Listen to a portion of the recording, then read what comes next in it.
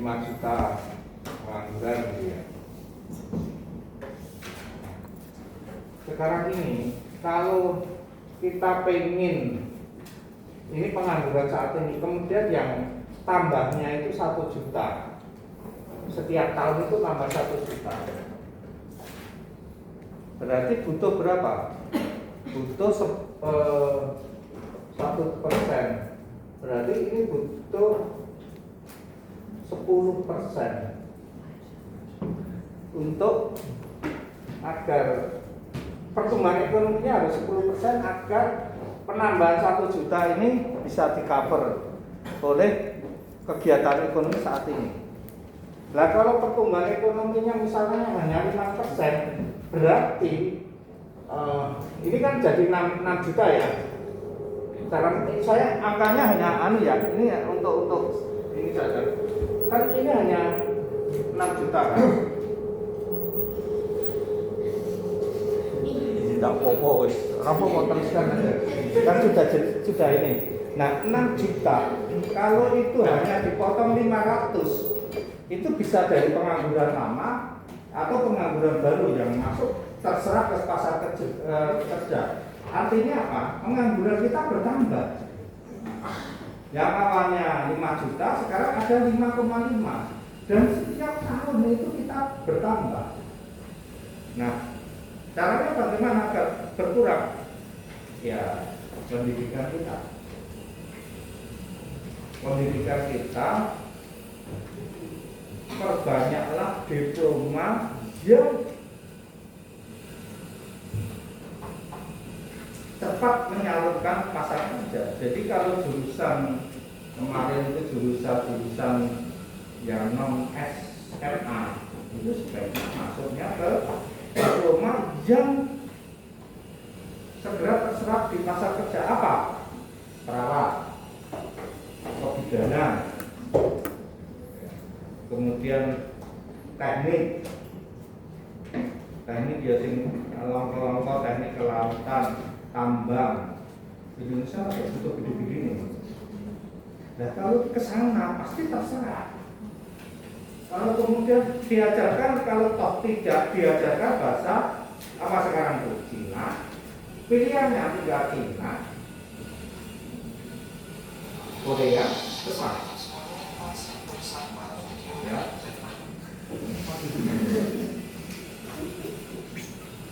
Nah, kalau 3 ini diajarkan berarti begitu lulus kayak di sini yang kita kasih itu adalah sekolah teknik yang SMA-nya MKL itu APMI. APMI itu adalah prototipe sekolah terbaik di Indonesia. Kenapa? Jadi ya biasanya itu memperkerjakan anak-anak ini untuk berproduksi, dan kualitasnya itu sudah nomor 1 di Indonesia. Jadi produk APMI itu dicari orang, bukan anak dibeli karena kasihan, bukan. Tapi memang produknya sudah dicari orang. Kenapa? Ya begitu kan dia sudah spesialis. Kalau dia belajar Indo, ngikir ya satu tahun itu cuma ngikir tok. Dan memang dia ahli di bidang itu. Akhirnya kalau dia kemana-mana, dia sudah tahu bahwa oh ya kerjaan itu mikir. Gitu ya. Jadi prototipe sekolah terbaik dia. Nah kalau itu bisa diterapkan, kemudian anak ekonomi sudah 5 tahun tidak dapat kerjaan, kumpulkan saja. Kumpulkan, diberi, kamu tinggal milih. 1, gue sekolah ngasuh orang tua, tak ajari ngasuh orang tua, mau enggak?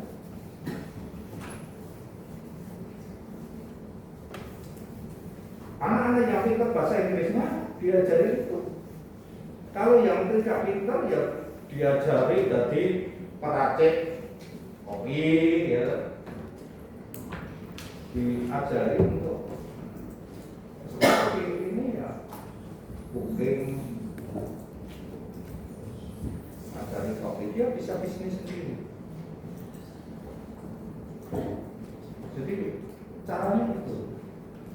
Ya kayak Pak, kayak sekarang MPG itu arahnya ke sana, tapi perlu waktu panjang. Tidak bisa sekarang ini disulap begitu anaknya dikei makan bergizi gratis gitu, itu langsung SDM kita langsung meningkat. Saat ini enggak, kan itu ada labnya. Nah inilah yang harus dipahami oleh sebetulnya pemerintah yang sekarang. MPG bagaimana? Itu harus bukan dihilangkan, tapi harus dimodifikasi lagi. Kalau perlu ya. Nggak ada kan dapur gizi nasional, kemudian ada gizi nasional lagi. Di Jawa Tengah ada di sini, di mana desa pun negara kita. Luasnya luar biasa. Itu bekerja sama dengan pemerintah desa, nyewo di situ. Gede banget.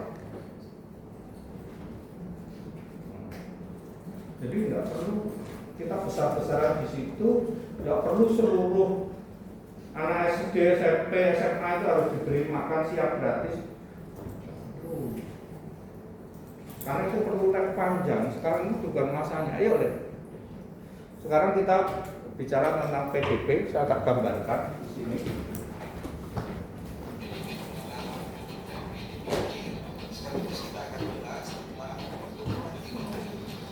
Ditarik aja deh.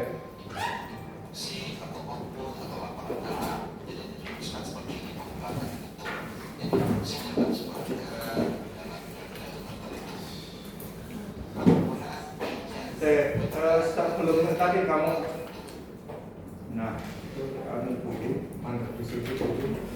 Dalam bentuk PDB dengan materi produksi output, PDB merupakan nilai akhir barang dan jasa, merupakan perkalian antara kuantitas dan harga barang itu. Pengeluaran di situ berarti itu adalah kalau dijumlahkan itu PDB. Oke, jadi nanti akan ada dua, PDB berdasarkan harga berlaku dan PDB berdasarkan harga konstan. Kalau harga berlaku berarti dihitung produksinya berapa dikalikan harga saat itu berapa, itu harga berlaku. Tetapi kalau dikalikan dengan harganya itu adalah harga dasar, itu namanya harga PDB yang dicari dengan harga konstan. Ada deh.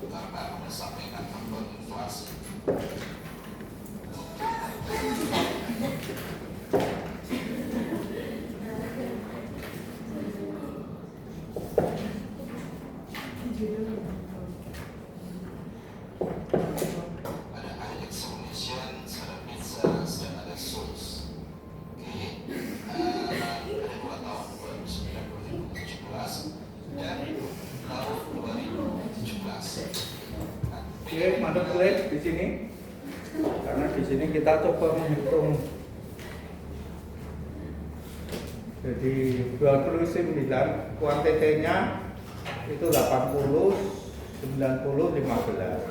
Harga saat itu adalah 40, 11, 90 dolar semua ya. Nah, maka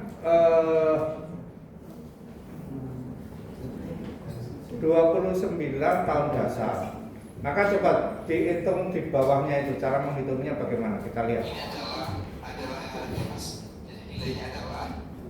Ya, nilai nominalnya itu 100 kali 50 80 kali 10 20 kali 100 PDB nominalnya harga berlaku toh.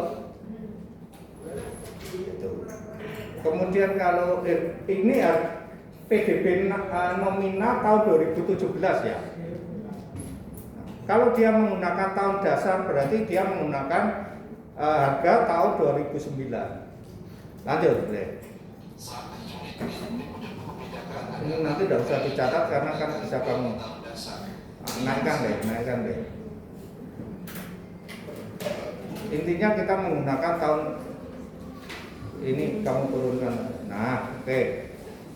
Kalau tahun dasarnya 2009, PDB di tahun 2017 itu dikalikan dengan harga tahun 2009, yaitu 100, tetap 100 bukan 80 ya. Kalikan 40. Kemudian 80 kalikan 11, 20 kalikan 90, maka PDB real berdasarkan harga konstan tahun 2009 adalah 6.680.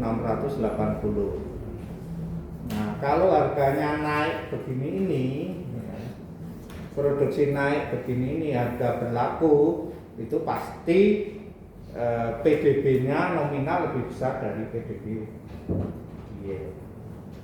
Yang dipakai tadi apa? PDB apa? Real atau berlaku? Nominal itu PDB berdasarkan harga berlaku, itu nominal. Real artinya yang itu harganya adalah harga PDB-nya adalah harga real. Ya, tahun dasarnya menggunakan tahun dasar 2009. Ya, jadi 2009 dihitung, 2010 dihitung, tapi selalu menggunakan harga tahun 2009. Mengapa di Indonesia itu yang digunakan sebagai tahun dasar itu 2010?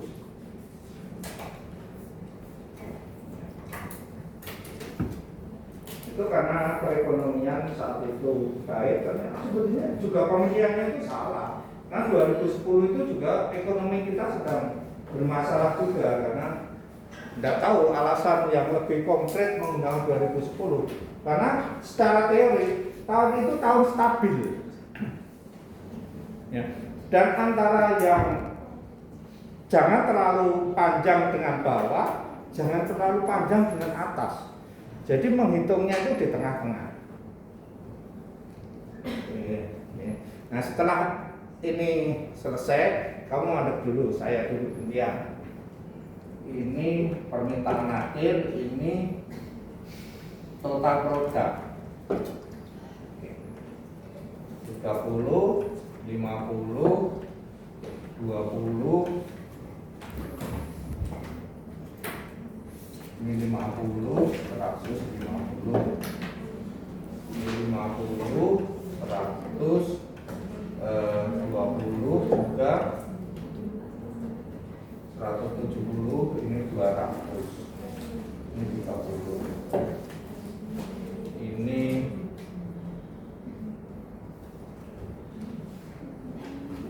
dasarnya itu nah, 10, kemudian 50, 20,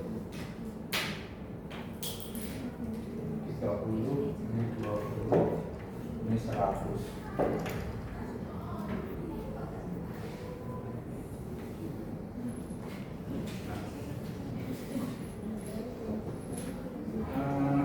Nilai F ini nilai NT, nilai tambah. Ini total produk. Ini total produknya seharusnya pertanian itu 150, ini ya 150. Berarti nilai tambahnya 60. Ini 200, masalah. Ini harus 300. Ini 200, berarti ini 100. Ini 300. 300. Ini 200, ini 100. Kemudian ini 100, berarti 60, 40, ini 100. Nah, GDP-nya mesti sama. Kok beda kan?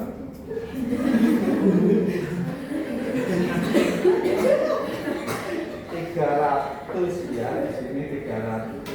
Karena jumlahnya di sini pasti harus sama. Oh iya.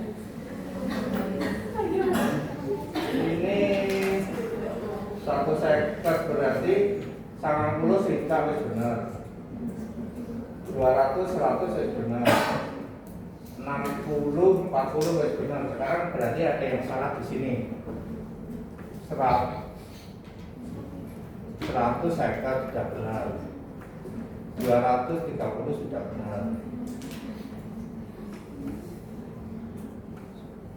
20 wis bener. Itu 170, ini 200. Boleh anak tak? Salah yang itu ya? Industri. Industri. Sini. Iya. Oh iya. Berapa ini? Ini 180 berarti 120. Betul ya?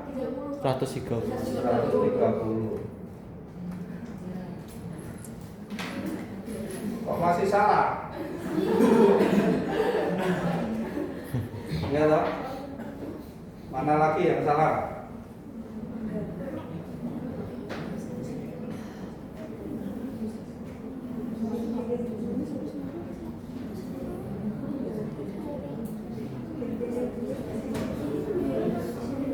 Ini salah ya. Ini 30 ya.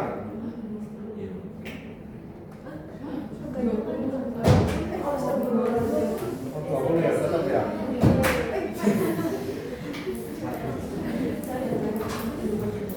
30, 50, 200. 40, 100, 80, ini 70 ya.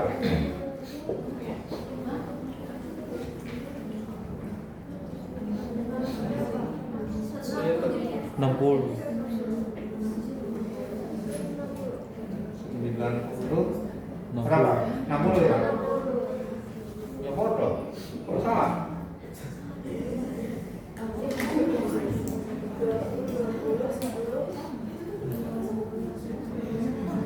Ini ke sini. Benar ya, 50 ya?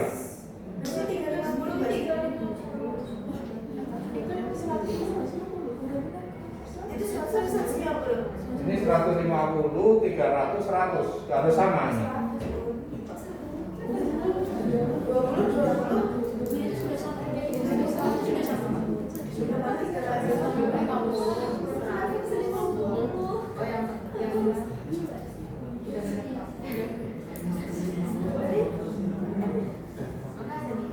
Lucu. Karena di sini ini harus sama. Jumlah ke sini dengan di sini itu harus sama. Ini teori mencari GDP pada saat pengeluaran dan nilai tambah ini adalah ketika produksi.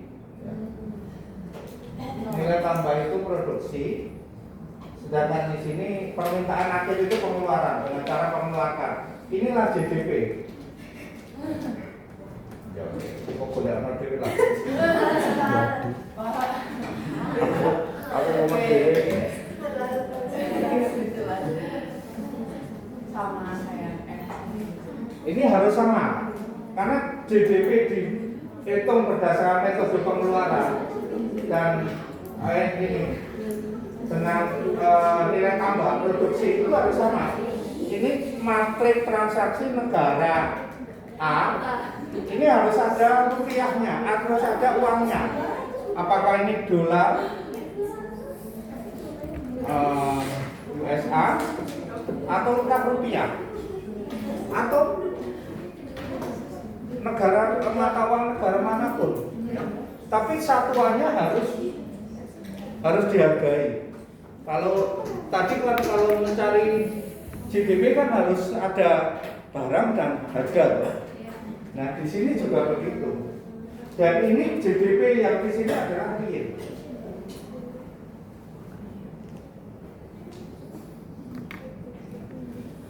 Boleh orang berbeda. Salah ini sendiri. Oh sudah belen ya? Iya.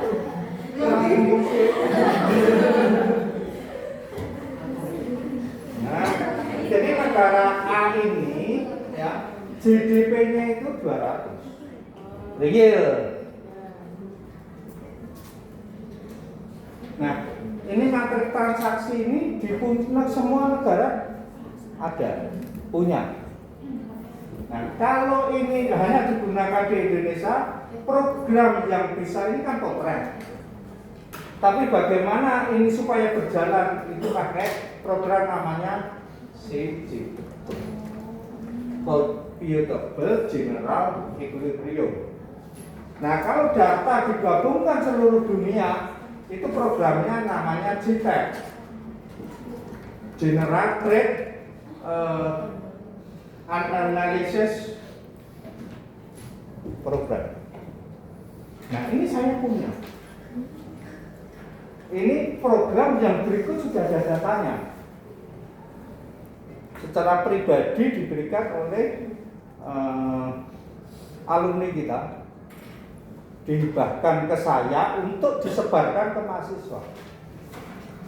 Ya, ketika awal itu skripsi mereka ini sudah melahirkan master, juga anak S1, tapi dari ekonomi pembangunan. Nah, mengapa ini saya beritahukan ke kamu supaya ya itu tadi. Oh iya, ternyata kita itu saya diperlukan oleh orang-orang misalkan katakanlah anak DPR RI ya. Itu ketika pemerintah mau menaikkan pajak TX 20% gitu. Akibatnya apa? Lalu tinggal saya masukkan di sini. Pajak ini saya masukkan di sini naik 20%, apa yang terjadi? Nanti di sini keterangan di bawah di sini akan indikator makroekonomi muncul semua. Pengangguran, kemiskinan, kesejahteraan, ekspornya, impornya, kemudian pertumbuhan ekonominya, semua ada dan langsung gitu jadi. EP enak banget itu rasa mulai data sudah gitu loh. Jadi skripsi tesis saya itu dapat kenaikan, dapat penurunan pupuk terhadap kesejahteraan petani. Selesai, nggak sampai 1 bulan.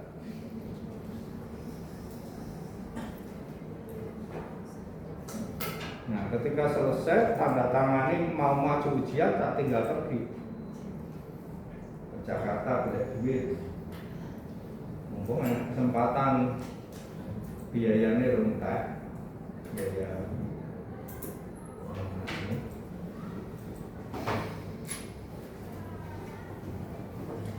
di Jakarta kebablasan sampai hampir 1,5 tahun.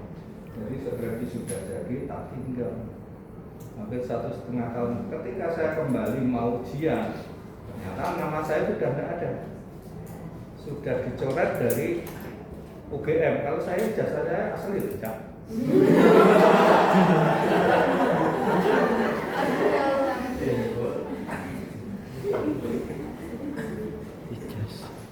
Lalu integritas LPM kok dipertanyakan. Wah, aneh. Jadi apa yang terjadi? Ya untungnya saya itu yaitu sekali tadi tertolong oleh teman yang banyak itu tadi. Saya sudah menyerah, bang, namanya saja sudah hilang. Nah, mudah serasa lulus UGM ya rapopo, neng orang ngaku-ngaku ijazah UGM. Pulang di luar itu ketemu sama namanya Siswadi Gancis. Dulu kiper PSI. Mas Guntur, kamu ini ngurus arep maju ujian ternyata ra iso. Lah ngopo? Lah jenengku wis ra enak.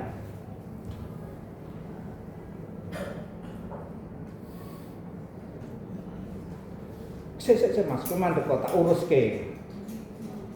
Diurusi sama Siswadi Gancis. Itu kita musuh waktu itu. Saya ya dari Solo biasanya main ikut tim Solo, dia tim Jogja. Tidak nyono ditulung sama bekas kiper PSM. Mas wis mlebu iso. Saya dituti sama Siswadi Gancis, ketemu sama direktur satunya Kakak Sarjana. Ini tadi saya dengan Mas Siswadi sudah diskusi, Pak. Sebetulnya kalau ini saya izinkan sampai yang enggak, mau menyelesaikan tesisnya kapan? Berapa lama lagi? Saya membuatkan tesis yang sudah ditandatangani oleh pembimbing ini, Pak, sudah jadi. Bingung gitu. Bapak itu dosen, kok bisa sampai terjadi seperti ini? Kalau ini kamu bukan dosen, masih bisa memaklumi. Maaf Pak, boleh tidak? Ya sekarang, tapi 1 bulan ini ujian, sesuatu awasi kuwi, kancamu kuwi.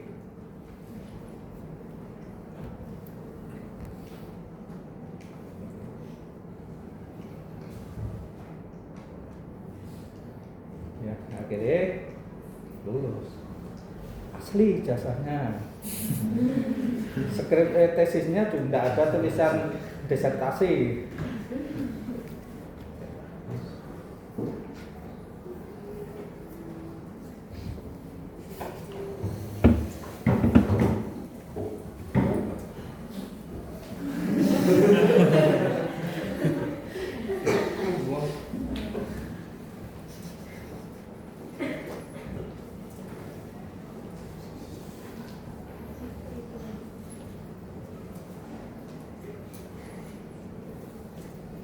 Lanjut nale.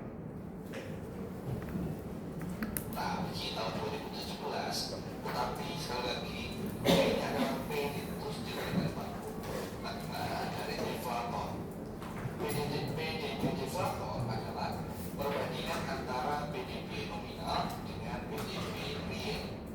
Jadi rumusnya adalah PDB nominal dibagi PDB real. Sekali dengan nanti akan kita bahas bahwa salah satu perhitungan inflasi itu menggunakan konsep PDB deflator ini. Sekarang kita masuk ke perkara, jika pertumbuhan ekonominya tinggi berarti kinerja ekonominya bagus, dan begitu sebaliknya. Dan sekali lagi, pertumbuhan ekonomi itu dihitung dari kenaikan PDB real dari periode sebelumnya. Oke, misalnya nih, jadi rumusnya seperti ini. Pertumbuhan ekonomi di tahun T atau periode T itu sama dengan PDB real tahun T dikurangi PDB real tahun T minus 1 atau periode minus 1, tergantung konsep PDB-nya tahunan atau kuartalan, dibagi dengan PDB real tahun T minus 1 dikalikan dengan 100%. Ini kita bisa memperoleh pertumbuhan ekonomi real tahun 2013 dan tahun 2014. Kita diminta untuk menghitung PDB deflator dan pertumbuhan ekonomi tahun 2014. Maka kita bisa menghitung PDB deflator tahun 2013, perbandingan antara nominal GDP dengan real GDP dikalikan dengan 100. Maka PDB deflatornya adalah 100%.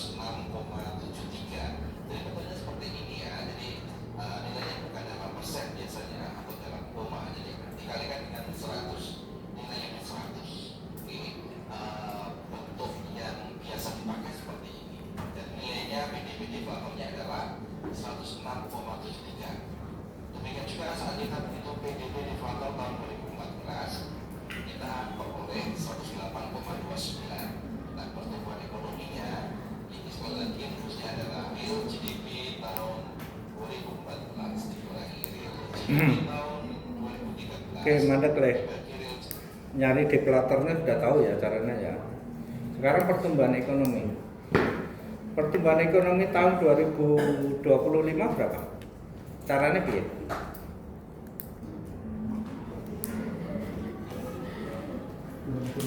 25 dikurangi 24 dibagi 24. 25 ada enggak? Belum ada. Makanya kemarin ribut itu di kuartalan. Pertumbuhan kuartalan masih bisa. Kuartal sebelumnya kan sudah ada pertumbuhannya. Nah, kuartal sekarang dikurangi kuartal sebelumnya dibagi kuartal sebelumnya. Maka muncullah angka 4,8 gitu loh. Itu pertumbuhan kuartal.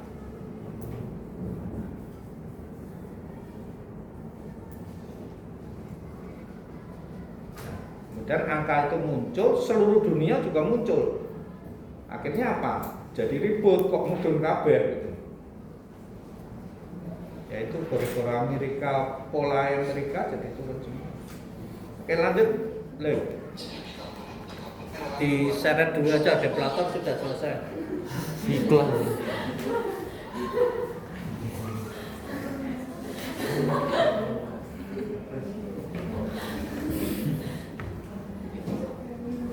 Ekonomi Indonesia sadar Agustus 2020. Di dalam publikasi itu ada terminologi YoY atau year on year, ada key to key, quarter to quarter, dan C to C, kumulatif to kumulatif. Apa itu nanti akan kita bahas. Nah, setiap bulan Februari IPBS itu juga mengeluarkan rilis pertumbuhan ekonomi tahunan Indonesia. Jadi di bulan Februari. Mengapa Februari? Ya. IPBS merilis pertumbuhan ekonomi. Karena dia keluar Januarinya. Tahun sebelumnya itu keluar Januari, baru bisa dipakai untuk menghitung pertumbuhannya. Jadi pertumbuhan bisa dihitung itu di bulan Februari. Karena yang dihitung itu adalah 25 ini. Nanti itu dihitung di pertumbuhan ekonomi baru dihitung Februari 26 untuk menghitung pertumbuhan ekonomi 2025. Karena angka muncul pertumbuhan ekonominya 2025 itu kan Januari. Nah, setelah Januari diketahui dibandingkan dengan 24, baru ketemu pertumbuhan ekonomi tahun 2025. Begitu nggih? Tuh. Seberapa gitu ya. Nah, berarti di sini PDB ini apa? Ini berarti pertumbuhan ekonomi dengan membandingkan PDB real kuartal 2020. Nah, inilah yang saya maksudkan. 2019. Ini persoalan tadi. Sudah kamu deret ke pengangguran, kebencian ke pengangguran. Nanti anu sendiri ya, di pertumbuhan ekonomi intinya kan deflator, pertumbuhan ekonomi real, pertumbuhan nominal itu harga berlaku. Kalau real itu menggunakan tahun dasar, dan yang digunakan di pertumbuhan ekonomi itu menggunakan pertumbuhan ekonomi real. Bahwa jumlah angkatan kerja yang tidak bekerja. Jadi kita sebagai anak ekonomi mulai dari sekarang harus sepaham ya guys. Pengangguran itu bukan orang yang fisikally kita lihat nggak kerja. Karena nggak semua orang yang nggak kerja itu bisa kita judge sebagai bahwa dalam satu negara itu kan yang penting dua di satu wilayah disebut sebagai penduduk. Nah sebelum itu nanti kita akan memilih dua kelompok dulu. Ada penduduk yang disebut sebagai tenaga usia kerja. Kamu tidak bisa saya perhatikan. Kalau yang penduduk non usia kerja. Jadi ini first thing first, kalian akan membagi kelompok manusia berdasarkan usianya. Kalau misalnya 12 sampai 64 ya dari usia, maka kalian bisa bilang dia itu adalah usia kerja. Nah ini harusnya kurang sama dengan ya guys. Nah kalau penduduknya non usia kerja berarti di bawah 15 berarti masih kecil atau di atas 4 itu udah tua ya. Jadi kalian bisa menentukan oh kamu masuk kategori apa berdasarkan dulu simpel aja gak ada karakteristik yang lain. Oh penting start ini adalah informasi tentang berapa umur dan bersangkutan. Nah di situ si tenaga kerja yang usia tadi 15 sampai 4 itu kondisi dua. Ada yang masuk kategori angkatan kerja dan bukan angkatan kerja. Nah ini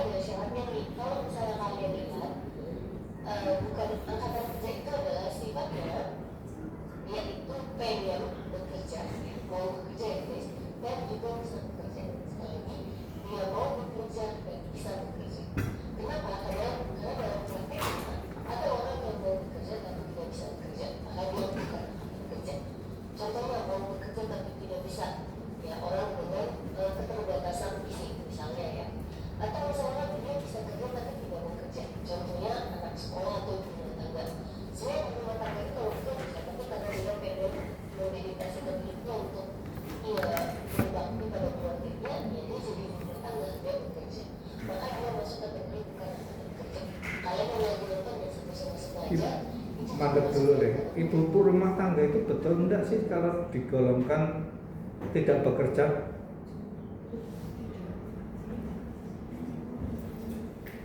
Yang cewek terima orang.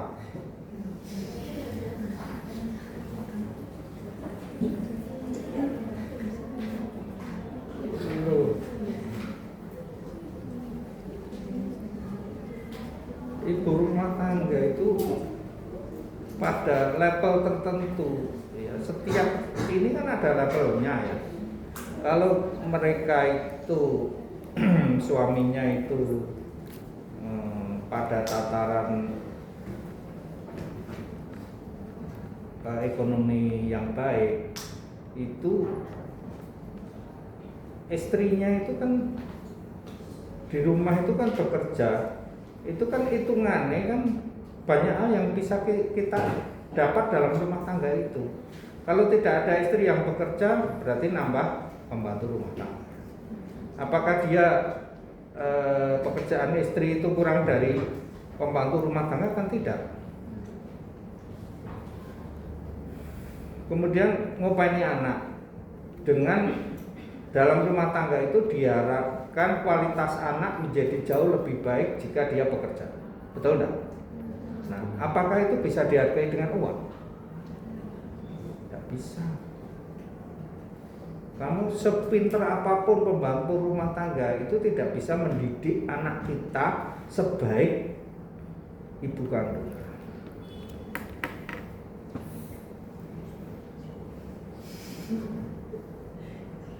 Terus jangan terus kalian lah saya menjadi ibu rumah tangga saja kalau begitu, yo jangan gitu toh. Harus seimbang. Tapi kalau jadi ibu rumah tangga, ya kamu jangan merasa rendah diri atau ini. Saya justru tidak memperbolehkan istri saya bekerja. Karena kita berharap anak kita yang menjadi lebih baik gitu. Dan itu berhasil. Oke. Jadi ya kalau kemudian itu dianggap tidak bukan angkatan kerja, ya orang yang mau bekerja tetapi tidak bisa karena cacat fisik, orang yang tidak mau bekerja tapi sebetulnya bisa, ibu rumah tangga, ya orang yang sekolah.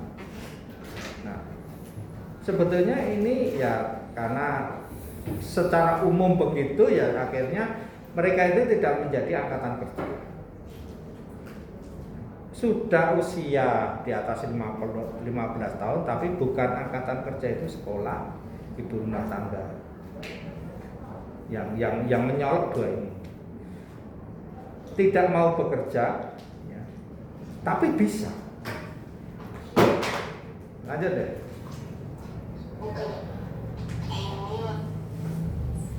Tapi sekarang anak sekolah, mahasiswa gitu kan sudah pada bekerja.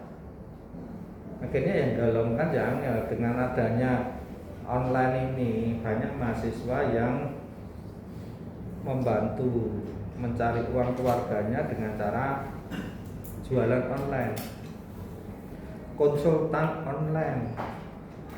Hanya kalian aja yang belum mulai kepikiran untuk bagaimana saya mendapatkan uang ketika saya masih mahasiswa. Apakah pelatihan online? Banyak hal yang bisa kamu lakukan sebetulnya. Jualan online. Misalkan jualan online itu begini nih, supaya tidak ribet ya. Saya punya teman pengusaha adik, dia melatih orang dari mahasiswa,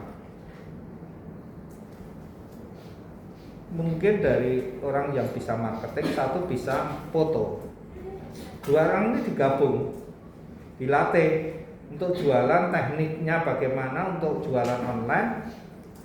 Akhirnya yang satu moto, penempatan, posisi, yang satu marketingnya. Jadilah. Kadang-kadang terus wah duitnya kayak men. Berarti kita mesti memelihara tuyul gitu. Ya, tuyulnya ya online itu. Karena apa ya, dia tidak bekerja, tidak apa-apa, tapi kok tahu-tahu tuku mobil, tahu-tahu tuku rumah. Ini ya. Oke, lanjut. Tadi ya, ini info penempatan pekerja itu kan akan bekerja. Ini nanti kalau bisa lihat ada jenis lagi si angkatan kerja. Nah, angkatan kerja tadi syaratnya apa guys? Dia mau bekerja dan bisa bekerja. Mau dan bisa, mereka nanti ada kemungkinan yang sudah bekerja. Kalau dia salah, saya tahu salah. Kalau saya tidak stop, berarti apa yang ngomongkan itu benar.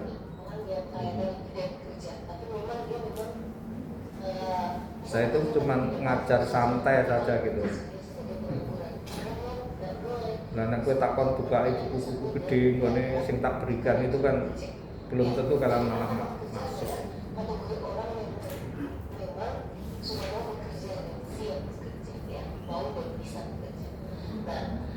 Mungkin perbedaan antara pengguna dengan yang sementara tidak bekerja jelas ya guys. Dia sebenarnya bisa bekerja tapi karena beberapa kondisi dia tidak bekerja untuk sementara, misalnya karena cuti dan sakit. Nah, orang seperti ini tidak boleh dimasukkan dalam kategori pengangguran ya guys, karena basically dia masuk dalam kategori itu. Untuk bekerja standarnya guys ya, waktunya adalah minimal 1 jam per pekan. Ya walaupun kalau bekerja dia dengan bukannya misalnya standar itu from 9 to 5 ya Pak. Standar jam kerja kayak musik kayak gitu, mungkin kalau di Indonesia sekarang 40 jam kerja per pekan, tapi minimal 1 jam aja bisa kamu dalam 1 pekan itu. Oke, sekarang sudah ketemu penganggurannya kan. Pengangguran itu adalah angkatan kerja ya.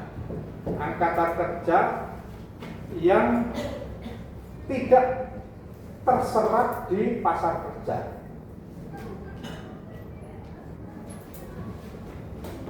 Angkatan kerja, jadi orang yang berumur antara antara 15 sampai 60 tahun, 40 tahun, dan memang yang tidak termasuk di dalamnya adalah ibu rumah tangga, pelajar, dan orang yang yang berkebutuhan khusus, maka dia angkatan kerja. Angkatan kerja sendiri ada yang bekerja, ada yang tidak bekerja. Yang tidak bekerja bukan karena sakit atau cuti, maka dia adalah pengangguran. Jadi angkatan kerja yang tidak terserap oleh pasar kerja, inilah yang dinamakan dengan pengangguran.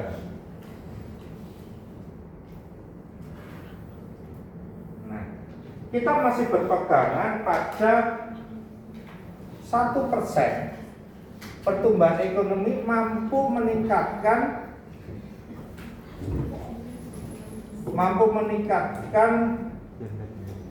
500.000, mampu menyerap 55.000 angkatan kerja. Jadi misalkan ya, kita itu pengangguran sekarang 4 juta, tambahan setiap tahun 1 juta.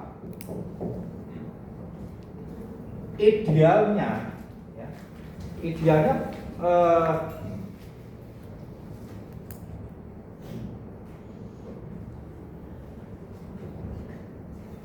ya jangan 5 juta ya, ini 5 juta, ini 10 juta. Nah, berarti kita harus butuh untuk stabil itu butuh 10% pertumbuhan ekonomi. Kalau misalkan hanya 8%, Berarti ini minus 1 juta yang masuk ke sini. Jadi pengangguran menjadi 11 juta. Kalau hanya 6%, berarti dia akan menjadi 12 juta. Berikutnya harus ini. Jadi memang ini harus terserap perlahan-lahan ya dari sini. Syukur kalau ini juga terserap dari pertumbuhan ekonominya. Kalau ini misalkan pertumbuhan ekonominya misalkan ya 15%, berarti yang 10% itu untuk nyedot ini, yang 5% berarti mengurangi yang ini, berarti ini dikurangi 2,5, berarti masih 7,5 juta penganggurannya. Jadi kita mempunyai angka yang kira-kira pedoman itu 450 sampai 500 setiap penambahan 1%.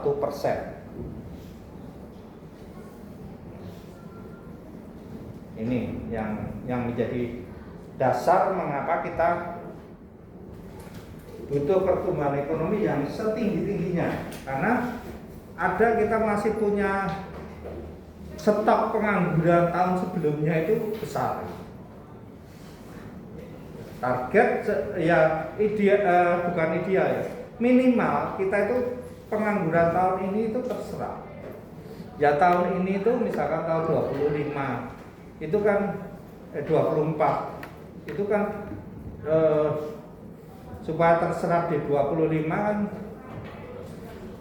berarti harus apa?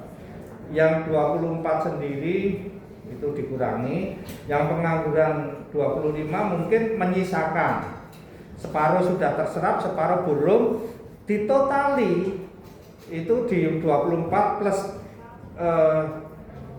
pengurangan 24 plus yang ini yang tersisa di 25 dijumlahkan lagi, itu adalah pengangguran tahun 25. Jadi kita memahaminya angka-angka ini sebetulnya sangat sederhana, tetapi kan kita basicnya harus tahu seperti ini. Kalau nanti teori kalian tidak bakalan tahu gitu. Dan sebetulnya kalian tidak terlalu butuh itu di. Kalau ekonomi pembangunan saya ngajari lewat buku. Apa wis ini udah habis ya?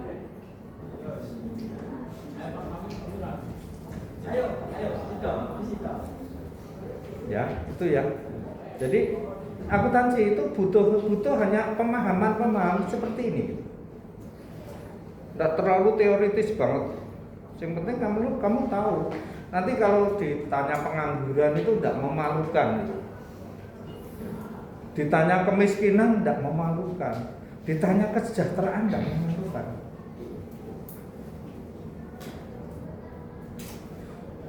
Dan ya diskusi dengan nanti di dalam satu pekerjaan ketika kamu itu ada kata-kata karena kita itu besok itu pendapatan masyarakat kita turun, berarti produksi kita harus dikurangi.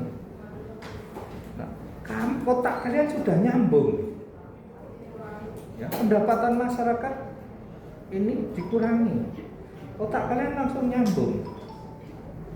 Nah, kalau kemudian tadi kita menghitung GDP ini 200 miliar atau 200 juta atau 200 triliun, bagaimana dengan pendapatan per kapita? Harus dikurangi jumlah penduduk, dibagi jumlah penduduk toh. Nah, itu pendapatan per kapita real ataukah pendapatan per kapita nominal? Atau sebetulnya itu disposable kah atau pendapatan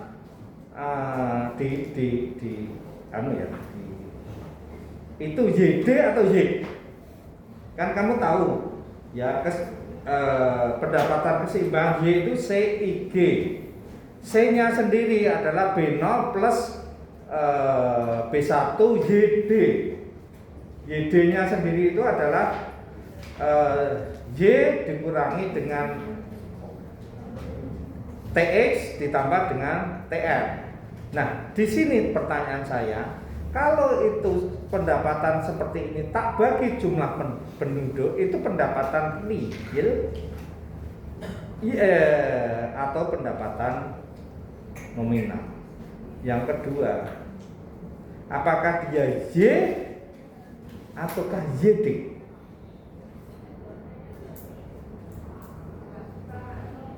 Ya, itu satu pendapatan per kapita real. Yang kedua, ini sebetulnya YD.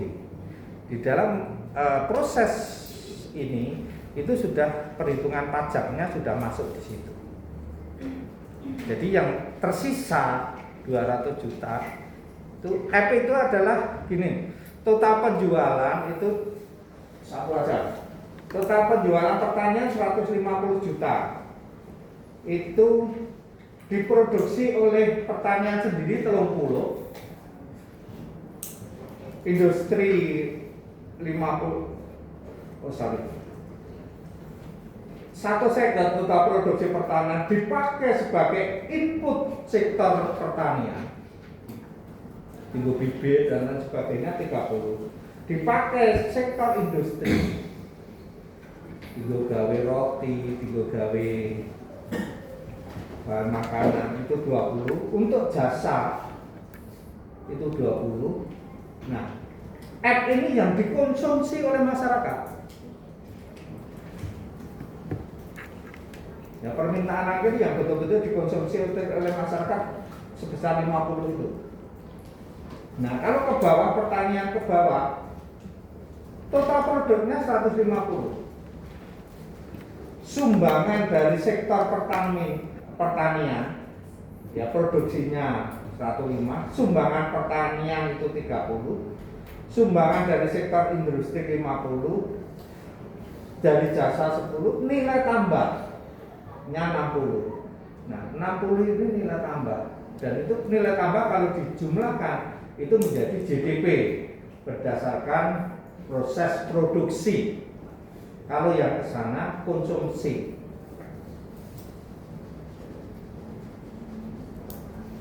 Atau pengeluaran ya. Oh. Paham ya? Oke. Kita akhiri kuliah kita hari ini.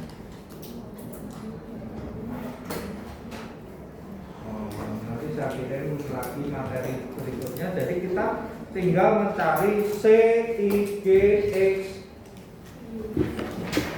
Nah, bagaimana nanti kita menjelaskan ekspor, impor, government expenditure.